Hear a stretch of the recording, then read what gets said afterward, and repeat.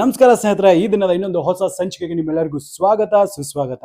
ಈ ದಿನ ಒಂದು ಅದ್ಭುತವಾದ ರೆಸಿಪಿನ ತೋರಿಸ್ಕೊಡ್ತಾ ಇದ್ದೀನಿ.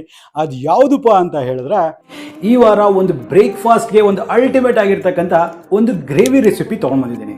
ಅದು ಆರೋಗ್ಯಕ್ಕೂ ಅಷ್ಟೇ ಒಳ್ಳೆಯದು. ಇನ್ಫ್ಯಾಕ್ಟ್ ಅದು ಬ್ಲಡ್ಡನ್ನು ಪ್ಯೂರಿಫೈ ಮತ್ತು ಬ್ಲಡ್ಡನ್ನು ವೃದ್ಧಿ ಮಾಡೋದಕ್ಕೆ ಈ ಒಂದು ರೆಸಿಪಿ ತುಂಬಾ ಹೆಲ್ಪ್ ಮಾಡುತ್ತೆ. ಅದು ಯಾವುದು ಅಂದ್ಕೊಳ್ತಾ ಇದ್ದೀರಾ? ಅದು ಬೀಟ್ರೂಟಿನ ಒಂದು ಕುರ್ಮಾ ಅಥವಾ ಬೀಟ್ರೂಟ್ನ ಸಾಗು ಅಂತ ಆದರೂ ಹೇಳಿ. ಇದನ್ನು ನಮ್ಮ ಮನೇಲಿ ನಾನು ಯಾವ ರೀತಿ ಮಾಡ್ತೀನಿ ಅಂತಕ್ಕಂಥದ್ದನ್ನು ಯಥಾವತ್ ನಿಮಗೆ ಈ ಒಂದು ರೆಸಿಪಿಯಲ್ಲಿ ನಿಮಗೆ ಹೇಳ್ಕೊಡ್ತಾ ಇದ್ದೀನಿ. ಹಾಗಾದರೆ ಮತ್ತಿನ್ಯಾವುದೇ ತಡ ಮಾಡಿದಿರಾ, ನಡೀರಿ ಈ ಒಂದು ಅದ್ಭುತವಾದ ರೆಸಿಪಿ ಯಾವ ರೀತಿ ಮಾಡಬೇಕು ಅನ್ನೋದನ್ನು ನೋಡುವ.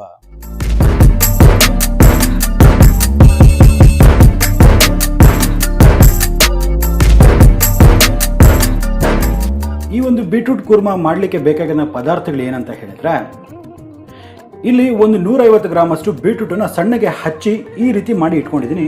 ಇದನ್ನು ಒಂದು 150 ಗ್ರಾಮ್ ತೊಗೊಂಡಿದ್ದೀನಿ. ಆಲೂಗಡ್ಡೆ 2 ಮೀಡಿಯಮ್ ಆಗಿ ಹಚ್ಚಿರ್ತಕ್ಕಂಥದ್ದು, ಒಂದು ಸಣ್ಣ ಕಪ್ ಕೊಬ್ಬರಿ ತುರಿ, 2 ನಾಟಿ ಟೊಮೆಟೊ ಸಣ್ಣಗೆ ಹಚ್ಚಿರ್ತಕ್ಕಂಥದ್ದು, ಸಣ್ಣಗೆ ಹಚ್ಚಿರ್ತಕ್ಕಂಥ ಈರುಳ್ಳಿ 2 ಮೀಡಿಯಮ್ ಸೈಜ್ನದ್ದು, 1 ಇಂಚಷ್ಟು ಶುಂಠಿ ಹಾಗೂ 10 ರಿಂದ 12 ಎಸಳು ಬೆಳ್ಳುಳ್ಳಿ, ಧನಿಯಾ ಪುಡಿ 1 ಟೀ ಸ್ಪೂನ್, ಅಚ್ಚಕಾರದ ಪುಡಿ 1 ಟೀ ಸ್ಪೂನ್, ಒಂದು 1/4 ಟೀ ಸ್ಪೂನ್ ಅಷ್ಟು ಅರಿಶಿನ, ಚಕ್ಕೆ 1 ಇಂಚು, ಲವಂಗ 4, ರುಚಿಗೆ ತಕ್ಕಷ್ಟು ಉಪ್ಪು, ಒಂದು ಸ್ವಲ್ಪ ಕೊತ್ತಂಬರಿ ಸೊಪ್ಪು, ಒಂದು 3 ಟೇಬಲ್ ಸ್ಪೂನ್ ಅಷ್ಟು ಅಡಿಗೆ ಎಣ್ಣೆ. ನೋಡಿ, ಈಗ ಈ ಒಂದು ಕೂರ್ಮಾಗೆ ಒಂದು ಸೀಕ್ರೆಟ್ ಮಸಾಲೆ ಯಾವ ರೀತಿ ಮಾಡಬೇಕು ಅನ್ನೋದು ನಾನು ಹೇಳ್ಕೊಡ್ತಾ ಇದ್ದೀನಿ. ಸೊ ಈಗ ಈ ಒಂದು ಪ್ಯಾನನ್ನು ನಾನು ಬಿಸಿ ಮಾಡೋಕ್ಕೆ ಇಟ್ಟಿದ್ದೀನಿ. ಈಗ ಈ ಪ್ಯಾನ್ ಸಹ ಬಿಸಿ ಆಗಿದೆ. ಇದರಲ್ಲಿ 1 ಟೇಬಲ್ ಸ್ಪೂನ್ ಅಷ್ಟು ನಾನು ಎಣ್ಣೆನ ಹಾಕ್ಕೊಳ್ತೇನೆ. ನೋಡಿ, ಎಣ್ಣೆ ಸಹ ಚೆಂದ ಬಿಸಿಯಾಗಿದೆ. ಇದರಲ್ಲಿ ಈಗ ನಾನು ಈ ಒಂದು ಚಕ್ಕೆ ಮತ್ತು ಲವಂಗನ ಹಾಕ್ಕೊಳ್ತೇನೆ.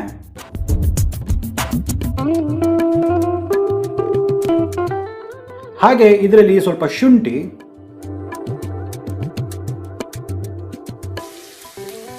ಮತ್ತೆ ಈ ಬೆಳ್ಳುಳ್ಳಿ, ಇದನ್ನೆಲ್ಲ ಸ್ವಲ್ಪ ಹೊತ್ತು ಎಣ್ಣೆಯಲ್ಲಿ ಸ್ವಲ್ಪ ಸಾಟೆ ಮಾಡ್ತೇನೆ.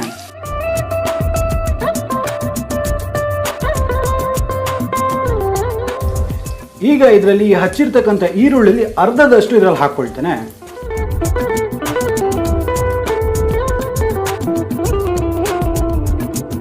ಈಗ ಈರುಳ್ಳಿ ಎಲ್ಲ ಸ್ವಲ್ಪ ಕಂದು ಬಣ್ಣಕ್ಕೆ ಬರಬೇಕು, ಅಲ್ಲಿವರೆಗೂ ನಾವು ಇದನ್ನ ಹುರಿಯುವ.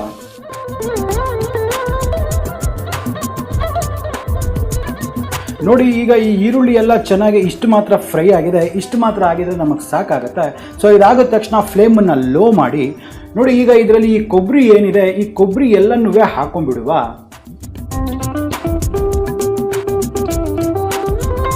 ಹಾಗೆ ಇದರಲ್ಲಿ ಅರ್ಧದಷ್ಟು ಕೊತ್ತಂಬರಿ ಸೊಪ್ಪನ್ನು ಸಹ ಇದರಲ್ಲಿ ಹಾಕೊಳ್ಳುವ. ಸೊ ಈಗ ಇದನ್ನ ಒಂದ್ಸತಿ ಚೆನ್ನಾಗಿ ಒಂದ್ಸತಿ ಮಿಕ್ಸ್ ಮಾಡೋಣ.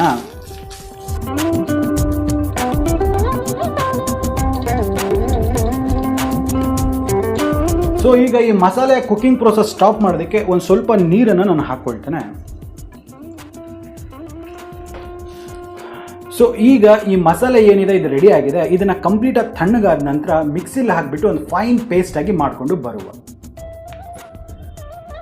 ನೋಡಿ, ಈಗ ಈ ಒಂದು ಮಸಾಲೆ ರೆಡಿ ಆಗಿದೆ.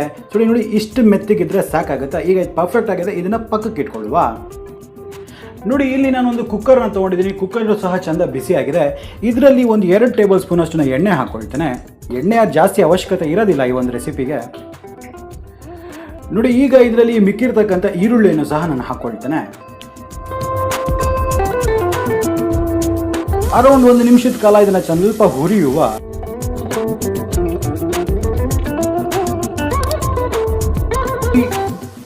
ಈಗ ಈ ಒಂದು ಟೊಮೆಟೊ, ಹಚ್ಚಿರ್ತಕ್ಕಂಥ ಟೊಮೆಟೊನು ಸಹ ಹಾಕ್ಕೊಳ್ತೇನೆ. ಈಗ ಈ ಟೊಮೆಟೊ ಎಲ್ಲ ಸ್ವಲ್ಪ ಸಾಫ್ಟ್ ಆಗಬೇಕು, ಅಲ್ಲಿವರೆಗೂ ನಾವು ಇದನ್ನ ಹೈ ಫ್ಲೇಮಲ್ಲೇ ಹುರಿಯುವ.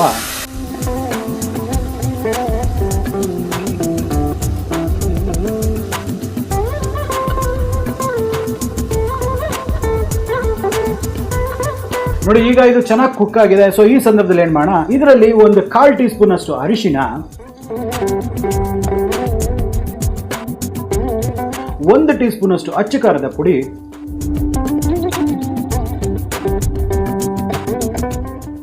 1 ಟೀ ಸ್ಪೂನ್ ಅಷ್ಟು ಧನಿಯಾ ಪುಡಿ,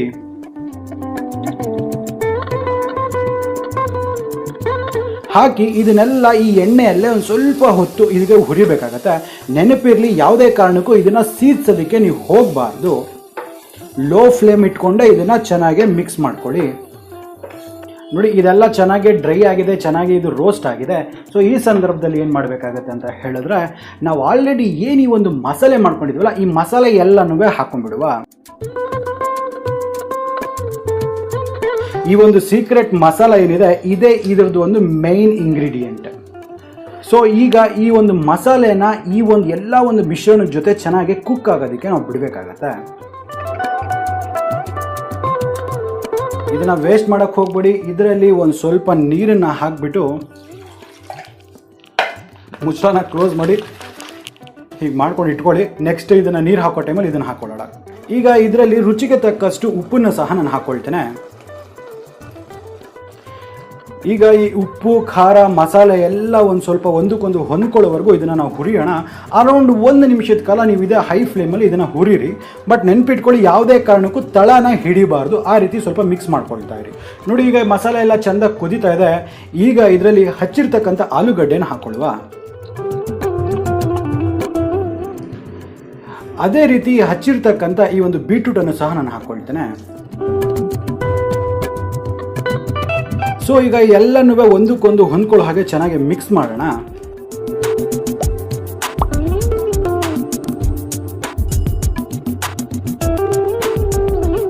ನೋಡಿ, ಈಗ ಇದೆಲ್ಲ ಚೆನ್ನಾಗಿ ಒಂದಕ್ಕೊಂದು ಹೊಂದ್ಕೊಂಡಿದೆ, ಎಲ್ಲ ಮಿಕ್ಸ್ ಆಗಿದೆ. ಸೊ ಇದರಲ್ಲಿ ಇನ್ನು ಸ್ವಲ್ಪ ನೀರನ್ನು ಹಾಕಿಬಿಟ್ಟು ಈಗ ಇದನ್ನೆಲ್ಲ ಒಂದ್ಸತಿ ಮಿಕ್ಸ್ ಮಾಡಿಬಿಟ್ರೆ, ಸೊ ಈಗ ಇದೆಲ್ಲ ಮಸಾಲೆ ಎಲ್ಲ ಪರ್ಫೆಕ್ಟಾಗಿ ಆಗಿದೆ. ಬೀಟ್ರೂಟು ಎಲ್ಲ ಒಗ್ಗರಣೆ ಎಲ್ಲ ಕರೆಕ್ಟಾಗಿದೆ. ಇದ್ರ ಸೀಸನಿಂಗ್ ಸಹ ನೀವು ಈಗ ಚೆಕ್ ಮಾಡಿ. ಉಪ್ಪು ಅಥವಾ ಖಾರ ಬೇಕಂದರೆ ಈ ಸಂದರ್ಭದಲ್ಲಿ ನೀವು ಅಡ್ಜಸ್ಟ್ ಮಾಡ್ಕೋಬಹುದು. ಸೊ ಈಗೆಲ್ಲ ರೆಡಿ ಆಗಿದೆ. ಈಗ ಏನು ಮಾಡ್ತೀನಿ ಅಂತ ಹೇಳಿದ್ರೆ, ನಾನು ಈ ಲಿಡ್ಡನ್ನು ಕ್ಲೋಸ್ ಮಾಡ್ಕೊಳ್ತೇನೆ. ಈ ಲಿಡ್ಡನ್ನು ಕ್ಲೋಸ್ ಮಾಡಿಬಿಟ್ಟು ಒಂದು 3 ವಿಜಿಲ್ ಬರೋದಕ್ಕೆ ಬಿಡ್ತೇನೆ. ನೋಡಿ ಸ್ನೇಹಿತರೆ, ಈಗ ಒಂದು 3 ವಿಜಿಲ್ ಆಗಿದೆ. ಇದು ಪ್ರೆಷರ್ ಸಹ ಚೆಂದ ಹೋಗಿದೆ. ಈಗ ಈ ಲಿಡ್ಡನ್ನು ಓಪನ್ ಮಾಡುವ. ಆಹಾ, ನೀವು ನೋಡ್ತಿರ್ಬೋದು ಎಷ್ಟು ಅದ್ಭುತವಾಗಿ ಇದಾಗಿದೆ ಅಂದ್ಬಿಟ್ಟು.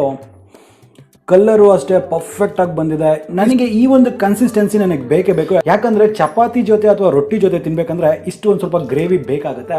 ನೀವು ಬೇಕಂದ್ರೆ ಇನ್ನು ಸ್ವಲ್ಪ ಗಟ್ಟಿ ಬೇಕಾದರೂ ನೀವು ಮಾಡ್ಕೋಬಹುದು. ನೋಡ್ತಿದ್ದೀರಲ್ವಾ ಎಷ್ಟು ಅದ್ಭುತವಾಗಿ ಇದು ಬಂದಿದೆ ಅಂದ್ಬಿಟ್ಟು. ಈ ಒಂದು ಬೀಟ್ರೂಟ್ ಏನಿದೆ ಆರೋಗ್ಯಕ್ಕಂತೂ ತುಂಬಾನೇ ಒಳ್ಳೆಯದು.